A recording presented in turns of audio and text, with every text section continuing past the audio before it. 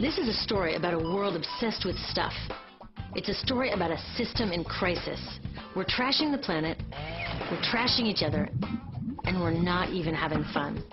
The good thing is that when we start to understand the system, we start to see lots of places to step in and turn these problems into solutions.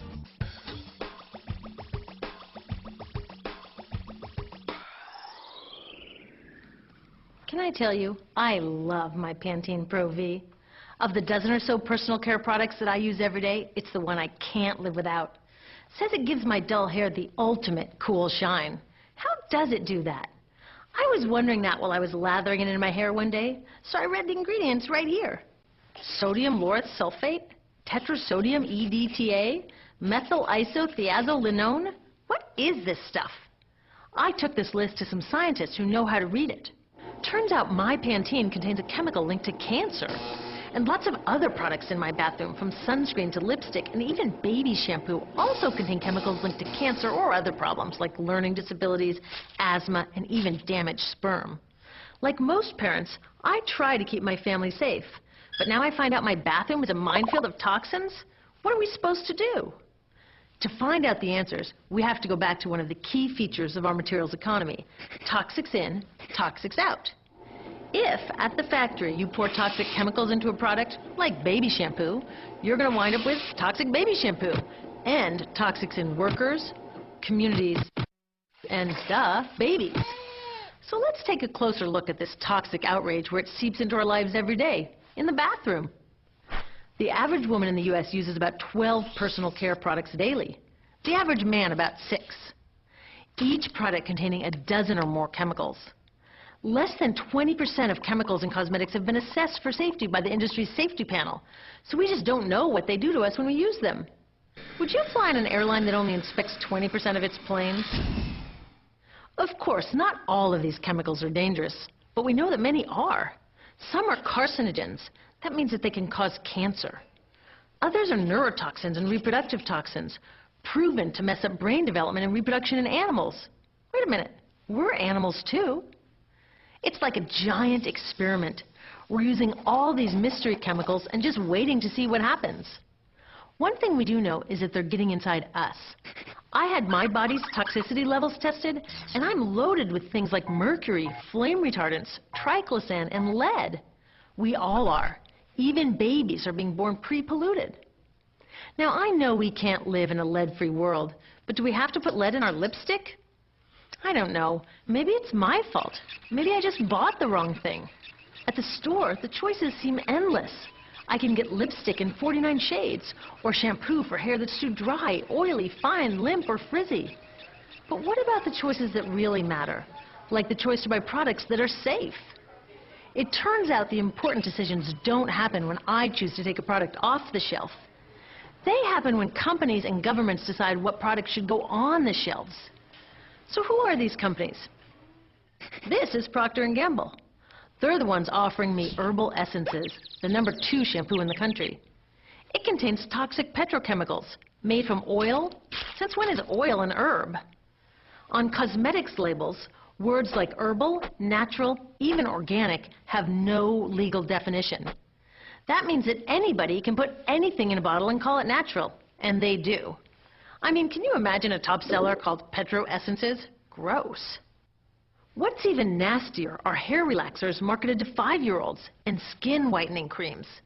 These are super toxic, both in their ingredients and in the message they send about what beauty is.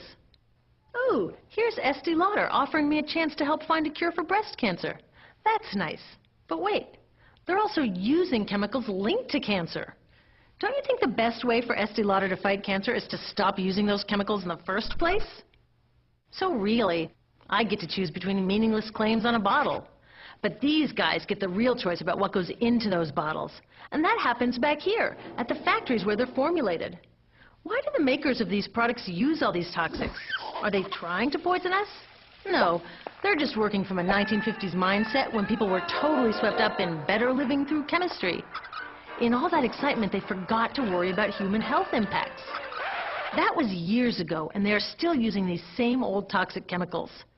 Today, big cosmetics companies say the doses of poison in their products are small enough to be harmless. Yeah, maybe if you use them once a year.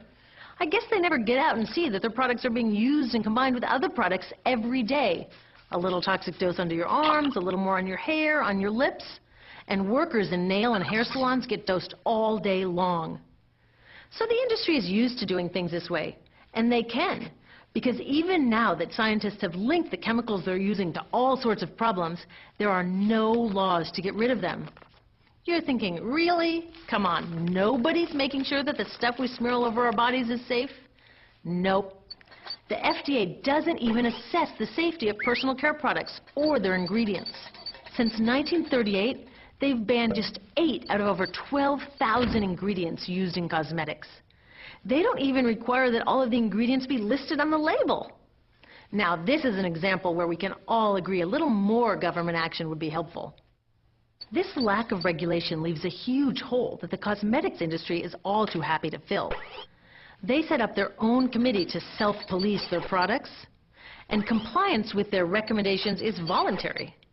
So the cosmetics industry is making the rules and then deciding whether or not to follow them. So you see, it isn't our fault that these toxic products are in our bathrooms. It's a whole broken system that's ignoring the simple rule: toxics in, toxics out. But we're not helpless. There are resources online that we can use to protect ourselves by identifying the best possible choices in the store. But the real action is with people working to change the system. Because if we really want to solve this problem, we got to start here with these guys. Women, parents, workers, people all over the country are demanding that Congress pass a new law, giving FDA the power to make sure that our personal care products are safe. We need common sense laws based on the precautionary principle. That means that when you're dealing with hazardous chemicals, just err on the side of caution. Let's not debate how much lead should be allowed in lipstick. Just get the toxic chemicals out of our products. Smarter laws would force companies to get past that old 50s mindset and figure out how to get us all clean and shiny without toxic chemicals. Can they? Totally. Many responsible cosmetics companies are already putting safer products on the market. Green chemists are developing substances that are designed to be safe and non-toxic in the first place. European governments have required the removal of many toxic chemicals, and companies have figured out how to comply. When cosmetics are reformulated to be safe and labeled honestly, then we can feel comfortable with the choices available at the store. We can choose bouncy hair or full hair, shiny lipstick or matte. We can even choose to feel beautiful without using 20 products. But we'll know that whatever we choose, the most important choice, the choice to be safe and healthy, has already been made.